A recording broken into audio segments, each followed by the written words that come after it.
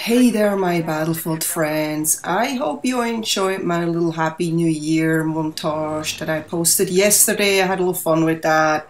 That was actually a montage made out of probably 10 different gameplays that I just collected in the past couple of weeks. And I wanted to free up some space on my hard drive, so I thought it was time to make this montage, and I hope it was worth it.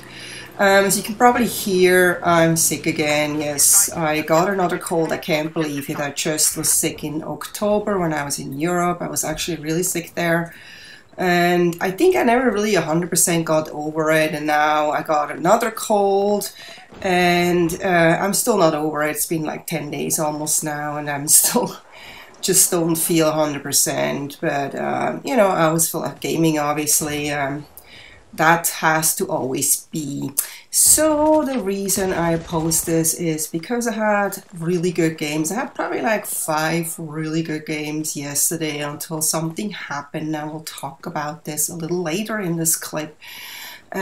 Basically, I went almost flawless here. I got killed once. I led my team to the win here, and it was just a really enjoyable game. And I have to say, this is actually my absolute favorite map in Battlefield 4. I don't know why. I think it's just because it flows very nicely. As you can see, I'm speeding up here the flag capturing because you don't need to like sit through that. That's kind of boring. But I wanted to show you everything, the flag captures too, because, and not just the kills, because this is not Call of Duty. And I wanted to talk about how important it is if you are interested in your team winning, your win teaming. I guess that's because I'm sick. My brain is not 100% working here. So let's try this again. So if you want to win a conquest match, it is absolutely crucial that you go for the flags. You cannot just sit up on a mountain or in a house the whole match and just wait for somebody to run by and then still assume that you're gonna win. This is not gonna work. I mean, unless your team is very good and is pulling all the strings for you and they're doing all the work while you're sitting somewhere with your finger up your you know what and expect for your team to win, then you are wrong. There is situations where you are lucky and your team is really good and they don't really need you, so even when you are sitting in a corner, they're still gonna do all the work for you and they're gonna win. But I don't think that should make you really proud if you are like, oh my god, like, you know, I'm 4-0, if you even get any kills, or I'm 5-0 or 5-1, and oh my god, I did so well. You actually didn't do well. You were selfish. You were not playing with your team. You were not helping your team at all. And then why play this? Just go play team deathmatch. That's, you know, or even, you know, domination. That's okay too. You probably get shot there more than you want to. Don't play conquest, so please, because I have been in so many matches, and just a couple of days ago again, where I was working with a team where half of them were kind of hovering in a corner of the map and by a flag that we owned and we had taken, and they were just kind of like 5 people hovering at that flag that we already owned. And it's like, why? We own this flag. You do not need 5 people to defend it while the enemy is taking the other 2 and has a good time with it and wins the match. So have a couple of guys defend the flag. That's a good thing. It's not good to take a flag and then leave it alone and run away, because the enemy team will take it right back. It's always good to leave a couple of guys there defending. If you have one good guy, you know, that who's really good, that one guy may be able to do it by himself.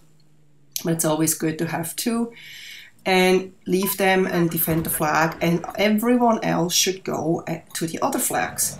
Another tip is, do not run with the whole team to the flag. There's no need for 5, 6, 7 people to take the same flag. There's absolutely no no need. Because if you have an enemy team that's giving you a hard time and you look what they're doing, they're all over the map. They're not all hovering on the same flag, the whole team. There is like a couple of guys on A, a couple of guys on B, 3 guys on C, another guy on D, and that's why they're winning, and that's why they give you a hard time, and that's why you get shot from all directions. You want to make sure you control the whole map. You want to make sure you own the majority of flags. You know, ideally you want to have all flags, but you don't necessarily need all flags. You just need the majority of flags and then hold them. And that also means that you know where they're spawning from, because, you know, whatever flag they own, that's where they can spawn. And they keep spawning there and spawning there. And if you have the flag in the middle and they have the flag left and right of you, you're going to get attacked from both sides. You're going to get shot all the time and you have no chance to ever do anything productive. You just get hurt like that. So do your team a favor, and when you see a couple of guys capture a flag, don't go join them. Go run in the opposite direction. Go to the next flag and take it. So this is the time I got killed here. The only time. And then from then on, actually things went really well until something happened. And as I said, I'm going to get to that in a minute. But the reason I actually posted this match are 2 reasons. The first reason is to just basically talk about the frustrations of people just not understanding how to play this game, or just simply don't care if the team wins or not, and they're just clowning around. And that's just stupid. You know, yes, you can say it's just a game, but, you know, people who play chess or bridge or whatever, they don't say it's just a game, and they sit in the corner and they're like, I don't really care. It's actually funny because you don't see that happening in any other games, like, you know, board games or sports like the Olympics or anything. Can you just imagine if there was people like that that would just kind of like mind their own little business and don't care about their teams and just kind of do their own little thing and still expect a positive outcome?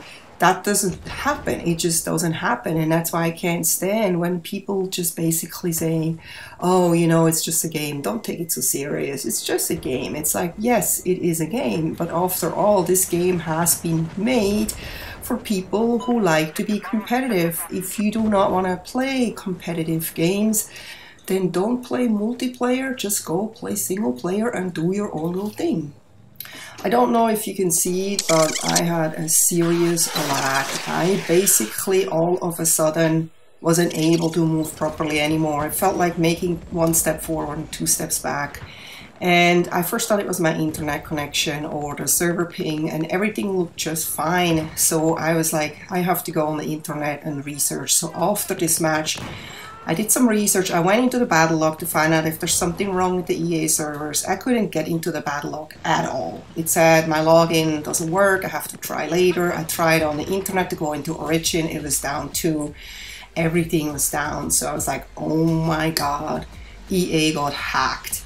And it took me a little while to find out what's really happening.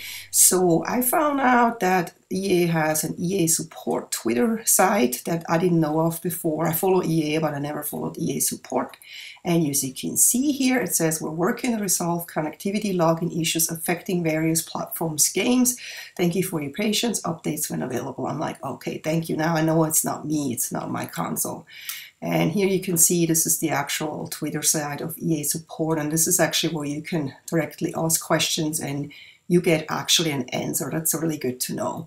So here's the hacker's Twitter side, and he is very proud of what he's done. He's also attacked the Steam server the same night, and you can see here he says, we've directed the Gaben laser beam, whatever that means, at the EA login servers and Origin. I just don't understand why they have to do this. It's probably to prove that the Origin servers are not as good as they should be, or whatnot, but it's like we all have to suffer from that, and that's just not really fair. But fortunately, about 2 hours later, the origin login was working again, the battle log login was working again, and it was too late for me to get back into a game, but I'm hoping this issue will not come back ever again. So I hope you enjoyed this, and I hope to see you next time. Take care. Bye bye.